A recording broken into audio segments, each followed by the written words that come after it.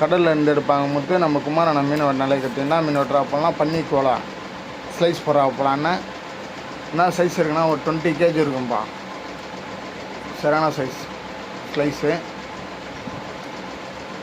தவா சைஸில் இருக்கும் ஒரு ஸ்லைஸும். ஒன்று தான் போட முடியும் தவாவில்.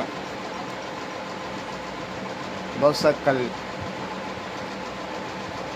எக் ஃப்ரை மட்டும்தான். ஃப்ரைலாம் போட முடியாது. சரியான டேஸ்ட்டாக இருக்கும்பா. இது கூட ரேட்டும் சீப் அண்ட் பெஸ்ட்டு தான். ரொம்ப காஸ்ட்லிலாம் இல்லை.